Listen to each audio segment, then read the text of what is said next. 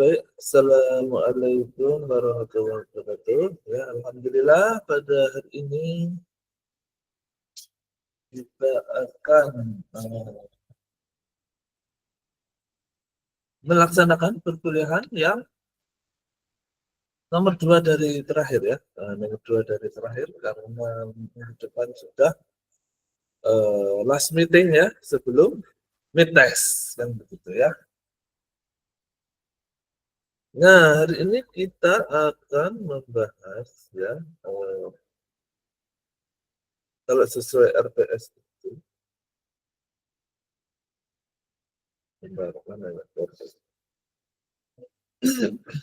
kalau sesuai RPS itu adalah hasil ya, mengolah hasil dari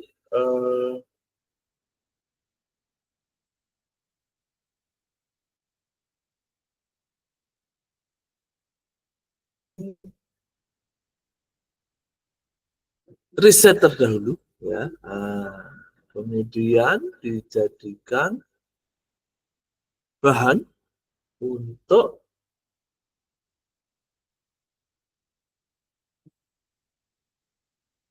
dibandingkan dengan ini ya apa namanya, dibandingkan dengan hasil riset kalian ya. Ya sebentar, saya cari dulu powerpoint-nya.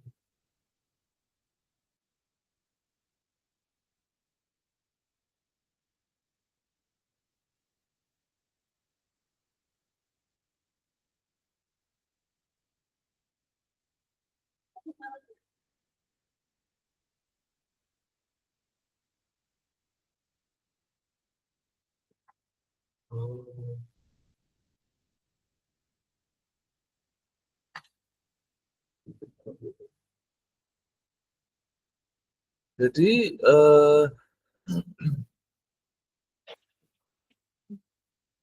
apa namanya,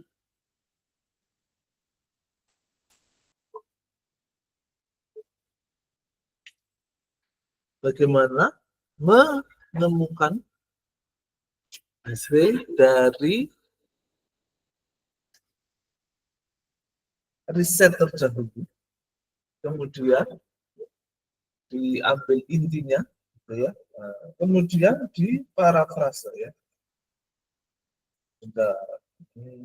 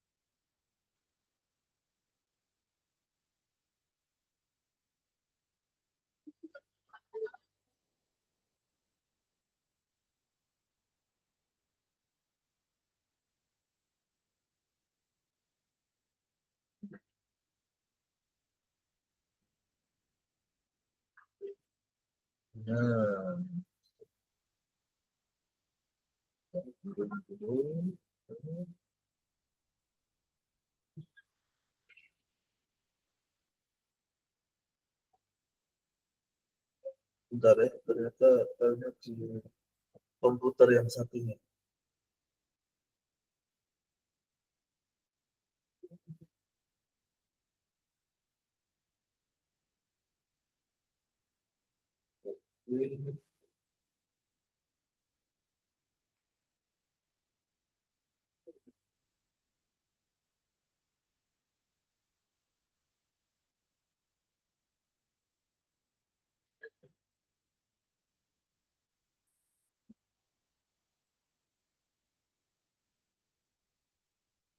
Nah, ini dia.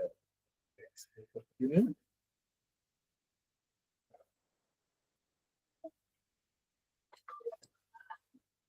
Bentar.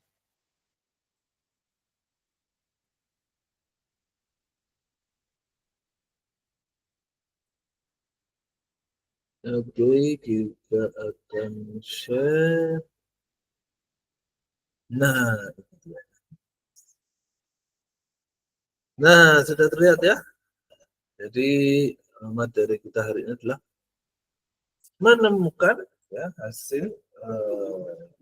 hasil riset masuk dan menyusun bulannya untuk kemudian di compare dengan hasil kita sendiri yang menjadi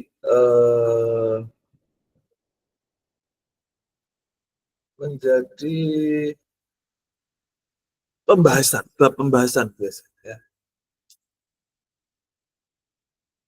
Nah, tujuan pembelajaran untuk memahami cara menemukan conclusion dari riset ilmiah. Kemudian mengetahui teknik menyimpulkan dari data penelitian, menguasai parafrase, ya, mensinkronkan temuannya orang lain maksudnya ya dengan penelitian kita.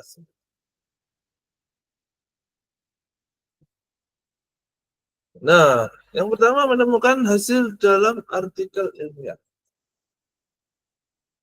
Nah, tentu saja cara yang paling sederhana adalah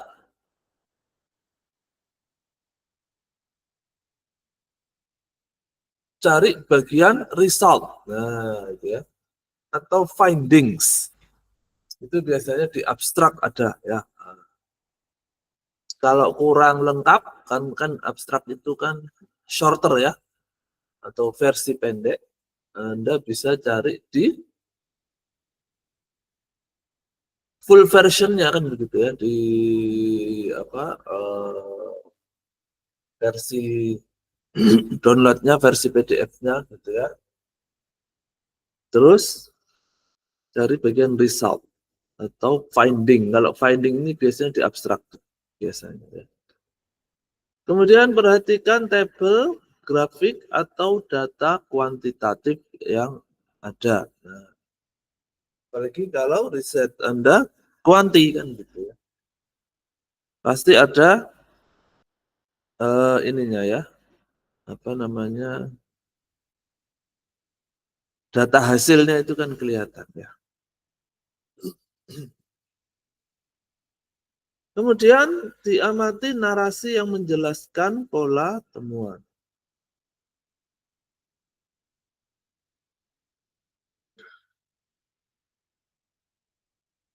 Catat keywords-nya ya. Keywords-nya bisa ini kata kunci tapi kata kunci di hasilnya ya. Maksudnya kan kalau keywords yang setelah abstrak itu kan dia ini ya apa? Biasanya isinya tentang variabelnya gitu ya atau fokus risetnya. Nah, kata kunci yang di sini maksudnya adalah tentu saja apa namanya? Riset terdahulu kalian itu kan paling tidak sama variabelnya kan gitu ya dengan apa yang Anda teliti. Nah, kata kuncinya itu ada peningkatan atau tidak, gitu ya. Atau ada perbedaan atau tidak, atau ada hubungan atau tidak, atau ada pengaruh atau tidak di antara variabel-variabel itu kan. Nah, kenapa harus begitu? Karena nanti Anda harus membandingkan dengan temuan Anda di lapangan kan gitu ya. Misalkan risetnya Anda itu ternyata hasilnya hipotesisnya tidak terbukti. Nah, gitu ya. Nah, itu sebetulnya tidak usah bingung, tinggal mencari eh, riset terdahulu yang hasilnya kurang lebih sama dengan hasilmu kan.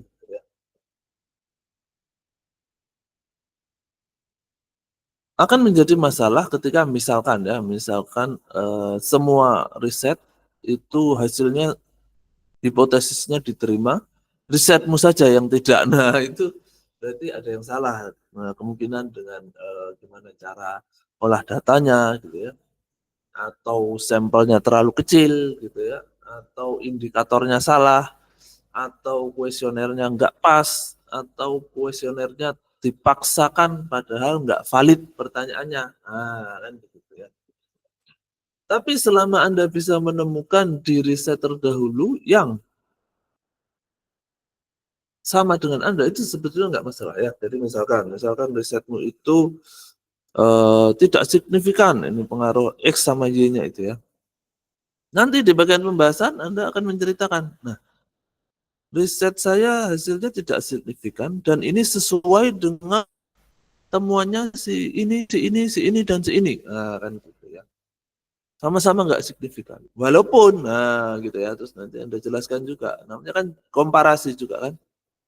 Anda jelaskan bahwa, oh kalau di mayoritas sih sebetulnya terbukti gitu ya. Nah, tapi ada beberapa kasus yang tidak terbukti. Nah, itu terus nanti coba dicoba dijelaskan tuh kira-kira kenapa kok bisa begitu ya.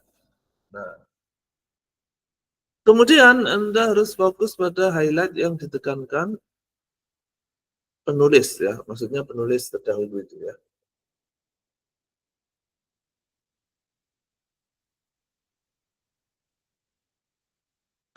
Nah, menyusun kesimpulan dari data. Nah, kalau ini adalah Anda sebagai penulis ya, Anda sebagai penulis,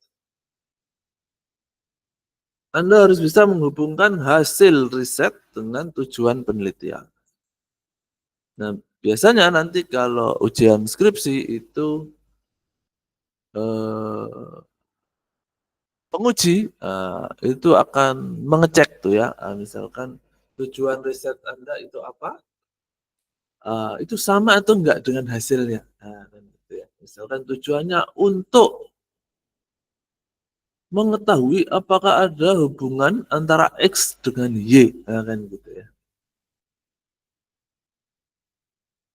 Nah, ternyata hasil risetmu itu hasil riset membuktikan bahwa ada hubungan antara X dengan Z. Nah, kan nggak nyambung, nah, kan gitu ya.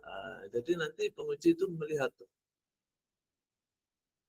apakah sama antara tujuan riset Anda di bab 1 ya dengan hasilnya di bab 5.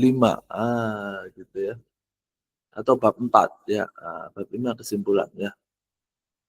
Nah, kalau nggak sama, nah ada yang salah tuh, ada yang error dengan tulisan Anda kan. Kemudian nyatakan ya apakah hipotesisnya terbukti atau tidak. Kemudian jelaskan kontribusi temuan Anda. Nanti kalau Anda nulis di jurnal internasional biasanya diminta di abstrak. Gitu ya, atau di bab-bab awal malahan ya, diminta itu temuan Anda itu kontribusinya apa terhadap keilmuan bidangmu kan gitu ya. Misalkan bidangnya keuangan syariah gitu ya. Apakah hasil risetmu itu menambah kan gitu ya temuan. Misalkan riset terdahulu itu meneliti pengaruh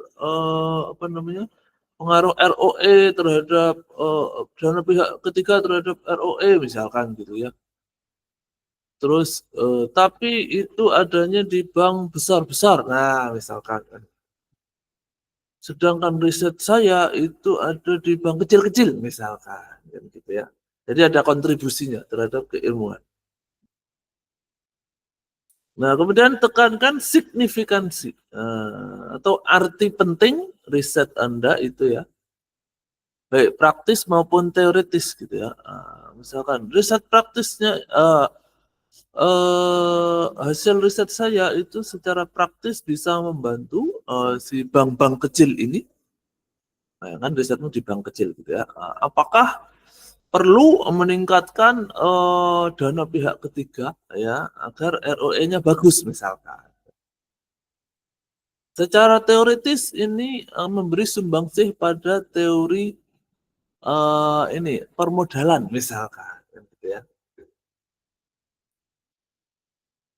Nah, yang kelima adalah hindarilah interpretasi yang berlebihan di luar data ya. Maksudnya apa itu? Maksudnya adalah ya, jadi misalkan begini ya, hipotesisnya itu X berpengaruh terhadap Y, gitu ya, pengaruhnya signifikan atau tidak, gitu ya. Ternyata temuanmu adalah nggak signifikan, misalkan ya. Ada pengaruh X terhadap Y, tapi tidak signifikan. Atau dalam kata lain itu kecil pengaruhnya, ya. Nah, nanti Anda harus menulis hal itu di bagian kesimpulan. Nah, yang sering kali menjadi masalah adalah kesimpulanmu ditambah-tambahi kan. Jadi misalkan tidak ada pengaruh terhadap yaitu kecil sekali sehingga bisa dikatakan tidak ada kan gitu ya. Harusnya sih titik ya. Nah, jadi tidak pengaruh X terhadap Y adalah kecil dan tidak signifikan titik gitu ya harusnya. Tapi kemudian mau tambah-tambah jadi hal ini disebabkan karena gitu ya.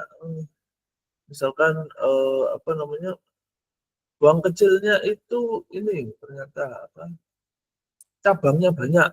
Misalkan kelihatannya tok kecil tapi ternyata aslinya dia bank besar, misalkan. Yang begitu-begitu itu harusnya tidak Anda tulis, terutama di bagian kesimpulan ya. Tetapi biasanya itu Anda menuliskan hal itu di analisis itu bagian pembahasan di bab 4 ya. Jadi kalau bab 5 kesimpulan itu harus sama kayak rumusan masalahmu atau sama dengan hipotesis ya. Hipotesis X diduga ada pengaruh BG. Nah, nanti kesimpulannya adalah terbukti atau enggak, ada pengaruh atau enggak. Meski itu doang titik ya, tidak boleh ada tambah-tambahan yang lain. Ya. Terutama di bagian kesimpulan ya. Kalau di apa namanya pembahasan biasanya begitu. Nah, sekarang kita kembali, misalkan Anda sudah menemukan riset terdahulu ya, yang sesuai dengan penelitian Anda. Ya. Kemudian Anda menemukan mau dipakai ya, misalkan ya risetnya orang itu mau dipakai untuk memperkuat hasil risetmu. Nah, itu jangan copy paste. Nah, kan jangan copy paste. Tetapi yang pertama caranya adalah gunakan sinonim atau istilah lain yang sepadan. Ya, nanti ada contoh. Kenapa harus begitu? Seperti yang sudah pernah saya sampaikan bahwa nanti tulisanmu itu akan dicek skala plagiasinya kan begitu ya. Itu namanya pakai software terizin ya. Walaupun nggak hanya itu ya, jadi banyak software-software yang lain yang bisa mendeteksi plagiasi. Nah, itu eh, untuk mengurangi ya, biar angkamu tidak terlalu besar. Kalau nggak salah sekarang itu ini ya, 20 sampai 25 ini ya, batasnya ya. Maksudnya kalau sudah di atas itu nggak bisa dilanjutkan tulisan ya. Harus direvisi.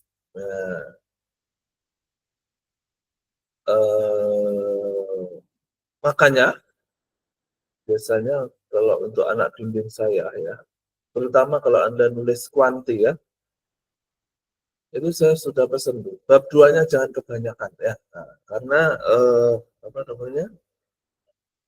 si detektor plagiasi itu kan membandingkan antara tulisanmu yang betul-betul tulisanmu dengan tulisan orang lain kan gitu ya. Ketika tulisan Anda terlalu sedikit dan tulisannya orang lain itu terlalu banyak, maka pasti persenanmu besar kan gitu. Dalam kasus-kasus kakak kelasmu itu ada yang sampai 50%, dia bahkan ada yang sampai 80% tulisannya orang, tulisannya sendiri cuma 20%. Padahal harusnya sebaliknya. Harusnya tulisanmu itu 80%, 20% itu cuma tulisannya orang lain. Nah, kan gitu ya. Yang susah kan itu ya. Makanya harus tahu teknik parafrase. Jangan copy paste ya. Karena kalau copy paste pasti kedetek mesin anti plagiat ya. Yang kedua gimana caranya selain pakai sinonim? Ubah struktur kalimat tanpa mengubah makna ya. Kemudian gabungkan informasi dari beberapa kalimat menjadi satu. Jadi kan nanti nggak kedetek sama mesin ya. Kemudian tambahkan penjelasan dengan kata-kata Anda sendiri ya, sesuai konteks penelitian kita. Yang penting jangan lupa harus selalu sertakan sumber asli atau citasinya ya, maksudnya kurung terakhir itu ya. Misalkan menurut Sugiono kan gitu ya. Tahun 2025 misalnya.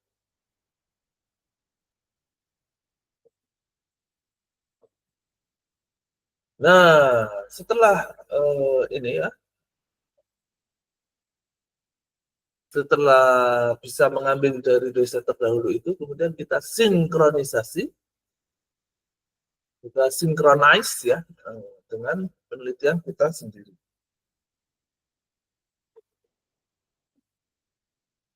Bagaimana caranya? Caranya bandingkan hasil penelitian terdahulu dengan temuan kita. Ya kan? Tunjukkan ada persamaan atau ada perbedaannya. Nah, sudah ya. Sebagian sudah Anda kerjakan di tugas yang kemarin itu kan, bikin kotak-kotak itu ya. Nah, kemudian kalau itu kurang atau terlalu sederhana atau kotaknya kekecilan, nanti di bagian pembahasan Anda bisa menjelaskan tuh. Kira-kira kenapa kok beda? Kan gitu ya. Misalkan, oh riset terdahulu lokasinya di bank besar kan tadi ya. Nah, kalau lokasi saya di bank kecil-kecil misalkan. Oh riset terdahulu metodenya kualitatif, kalau saya kuantitatif misalkan. Oh riset terdahulu sampelnya di eh, besar gitu ya misalkan ya, sampelnya se-Indonesia, saya cukup Surabaya kan gitu ya, atau saya cukup Unesa. Nah, kemudian kaitkan dengan teori yang relevan ya. Nah, kita juga sudah coba ini ya, tugas minggu lalu atau minggu yang lalunya lagi ya, nah, untuk menemukan teori-teori. Nah, gitu ya. Baru setelah itu disusun narasinya. Ya. Jadi penelitian hasilnya begini begini begini, sedangkan penelitian kita begini begini begitu. Nah, contoh, contohnya ini parafrase ya. Misalkan teks aslinya adalah penelitian X menemukan bahwa motivasi intrinsik berpengaruh positif pada kinerja karyawan. Ya. Lalu kita parafrase. Penelitian kita pakai sinonimnya menjadi hasil studi ya. Hasil studi X menunjukkan adanya pengaruh. Pengaruhnya ditaruh di depan. Aslinya kan pengaruhnya ditaruh di tengah ya. X dulu baru pengaruh terus Y kan gitu ya, teks aslinya ya. Nah, terus kalian rubah menjadi adanya pengaruh signifikan motivasi ya kan gitu ya. Intrinsiknya ini itu dirubah menjadi berasal dari diri sendiri. Kan. Jadi tinggal bermain kata saja sebetulnya ya untuk mengelabui plagiasi detektor kan begitu ya ibaratnya ya. Tetapi sebetulnya itu adalah untuk menunjukkan ya bahwa kita itu nggak cuma copy paste ya kan begitu ya. Untuk menunjukkan bahwa kita tuh mengolah loh ya. Kita nggak cuma comot sana, comot sini terus dikumpulkan nggak gitu ya. Kita mengolah juga pakai pikiran kita sendiri. Nah, itu namanya parafrase.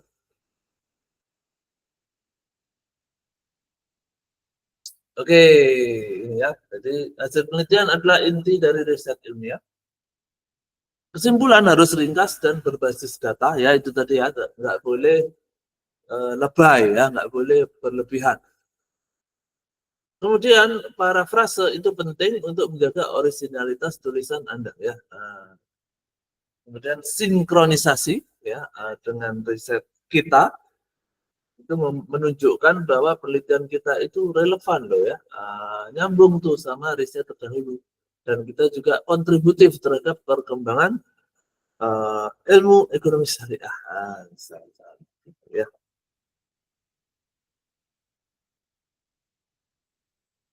Nah itu untuk slide-nya ya.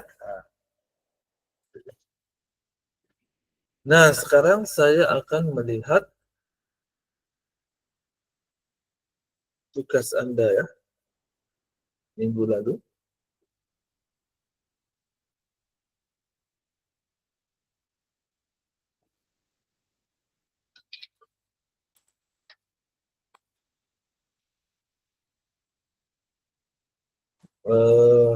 PJ-nya siapa ya kelas ini ya? Lupa saya.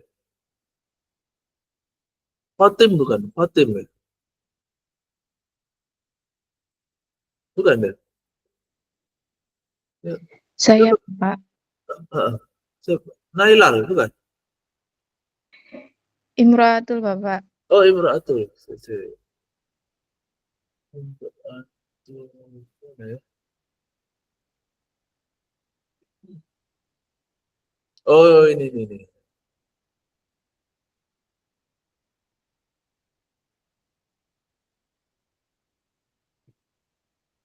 Nah, ini dia.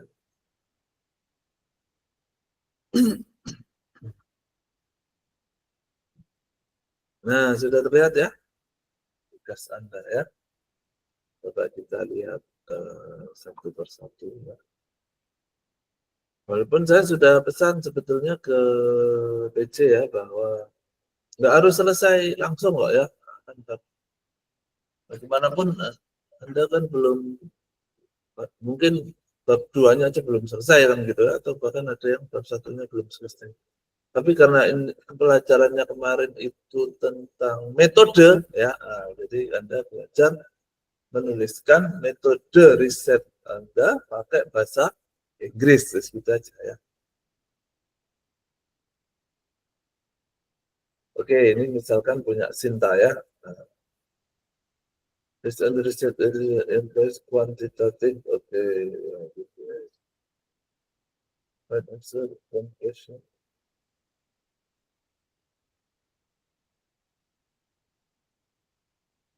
Madura Store. Oh, toko Madura ya. Nah, biasanya nanti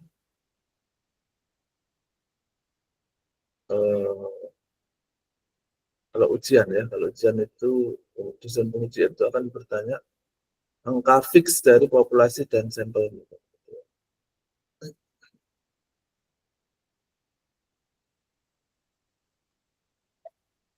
Jadi misalkan populasimu adalah Madura Store, itu kalau kamu harus punya data tuh. Madura Store di Surabaya ada berapa? Nah, terus gimana Pak nyarinya, masa saya ngitung? Ya, gimana caranya? Mungkin bisa ke dinas perindustrian ya, atau ke apa? Dinas UKM itu apa ya?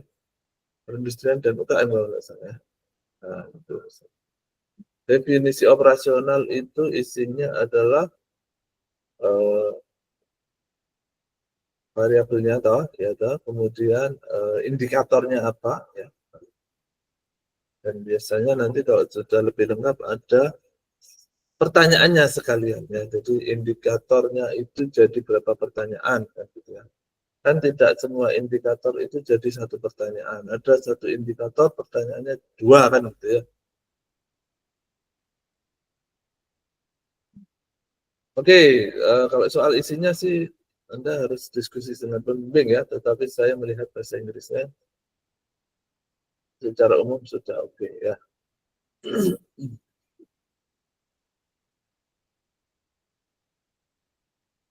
Safa. Nah, teman-teman, jangan lupa eh, UNESA itu sebuah nama ya. Jadi sebagai sebuah nama itu nggak boleh diterjemahkan ya. Jadi nggak boleh diterjemahkan ya. Kayak misalkan di Clara Sinta Canggih gitu ya, itu ada yang menerjemahkan menjadi Clara Sophisticated kan gitu ya. Nah itu nggak boleh ya. Jadi nama itu nggak boleh ditranslate. Termasuk UNESA, Universitas Negeri Surabaya, itu tidak bisa Anda translate menjadi Surabaya State University ya. Kayak Amerika sana kan, Amerika kan gitu ya, ada Iowa State University, ada Harvard State University, ada apa gitu kemarin yang pernah ke Ohio State University. Nah, masalahnya kita bukan negara bagian, ya. Kita negara kesatuan, jadi kita nggak punya state. Ya. Dan lagi pula Indonesia itu nama sebuah brand ya, jadi nggak boleh di Inggriskan. Jadi misalkan ketika Anda bilang apa namanya, nama jalan juga nggak boleh ya, nama jalan. Jalan apa misalkan ya, yang bisa di Inggriskan. Misalkan jalan apel gitu ya, jalan apel nomor 3. Nah, itu tidak bisa Anda translate kemudian menjadi Apple Road nomor 3 gitu nggak bisa ya. Harus tetap jalan. Nah, kan. Nama juga, apalagi nama orang ya. Nama orang itu nggak boleh ditranslate. Ya. Misalkan namanya Selamat, translate jadi safety ya kan salah ya. Jadi UNESA tetap UNESA ya. Jangan ditranslate dari Surabaya State University. Kalau Islamic Economic Study Program nggak masalah ya.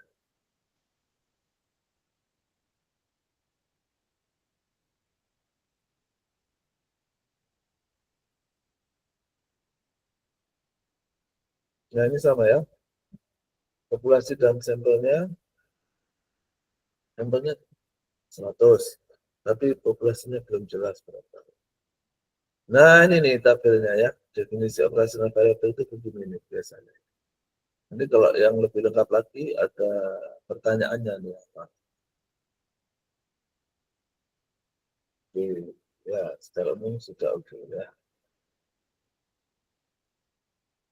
Coba saya melihat yang punya cowok-cowok, mana punya cowok-cowok. Ini kok wanita semua ini. Rizky, Rizky.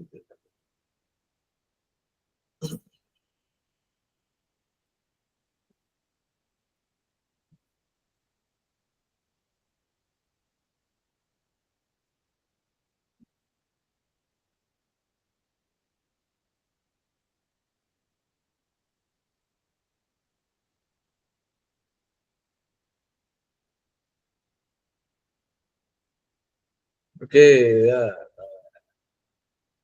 Nah ini juga ya populasinya belum jelas ya, angkanya. Tapi bahasa Inggrisnya sudah boleh ya.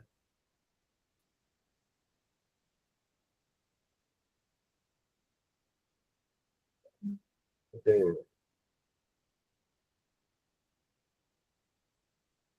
mana lagi cowoknya? Banyak sekali wanitanya di kelas ini. Mana laki-lakinya? Ferry juga.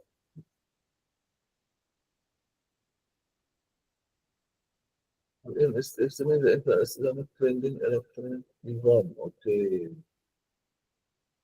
Jadi import, nah ini harusnya ada angkanya tuh ya. Berapa? populasinya berapa, sampelnya berapa, ini jelas. Research-nya di Jawa Timur, oh, luar biasa, besar sekali ini ya.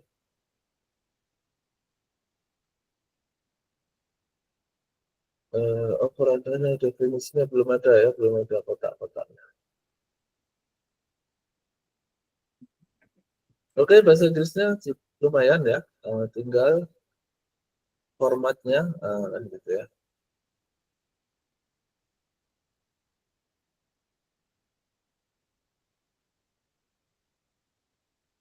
Letterbox, apa letterbox itu?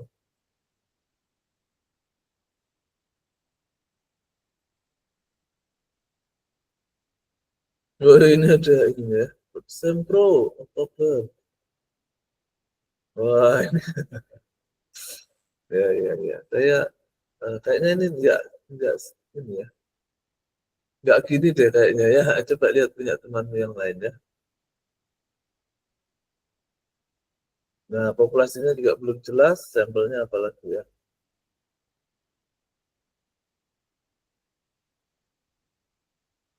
Oke, masih terlalu singkat ya. Ininya apa namanya, isinya ya, Zandri ya. Formatnya itu enggak kayak tiga gitu ya, masih draft. Ya, mungkin yang lain kurang lebih sama ya. Yang penting pastikan kalau bahasa Inggris kalian itu rapi ya. Kan biasanya kebolak-balik tuh ya. Kalau kalau ini mau oh, mesin mesin penginggrismu itu ya, nggak benar itu kebolak-balik.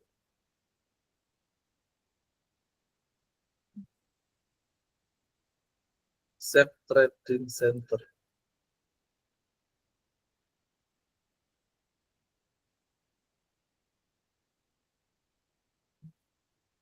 Ya, ini tinggal dikembangkan lagi ya. Masih terlalu sempurna. Terlalu sempurna, terlalu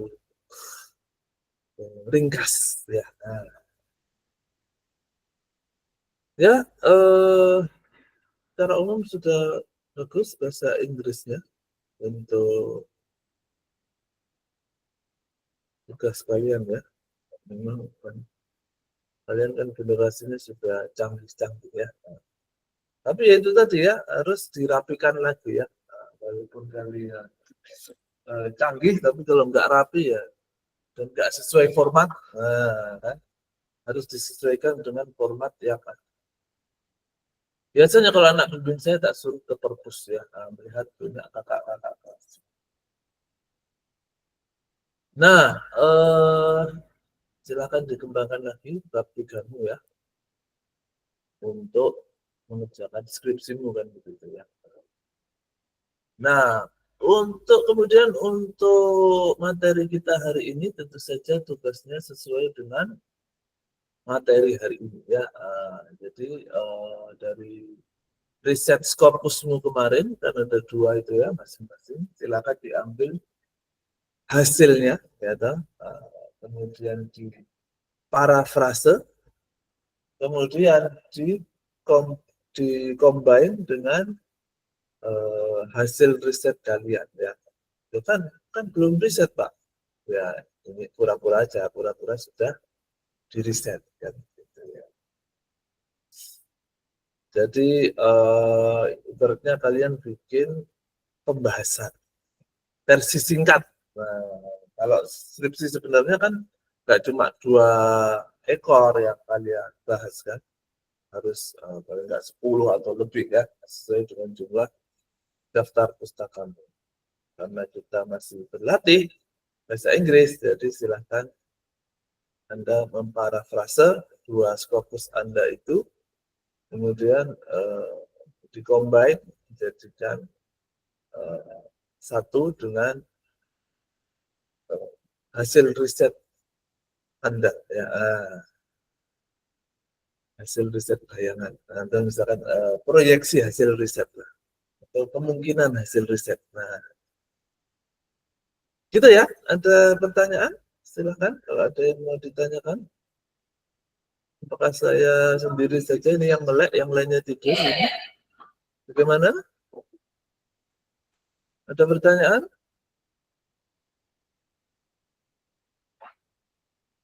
Ya, gimana Imra'atul? Izin bertanya Bapak, untuk terkait pengumpulannya sendiri, apakah melalui G-Drive kayak kemarin gitu? Ya, seperti biasalah. Di ini aja. Kan sedikit itu ya, nggak panjang.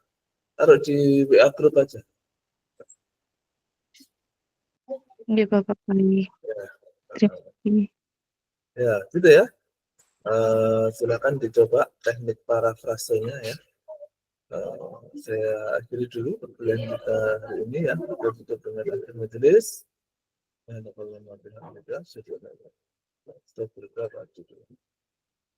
Ya, semoga dapat ilmu yang bermanfaat ya. Mohon maaf kalau saya ada salah dan kurang ya. Terima kasih perhatiannya. Assalamualaikum warahmatullahi wabarakatuh. Waalaikumsalam warahmatullahi wabarakatuh. Terima kasih Bapak. Waalaikumsalam warahmatullahi wabarakatuh. Terima kasih Bapak. Ya.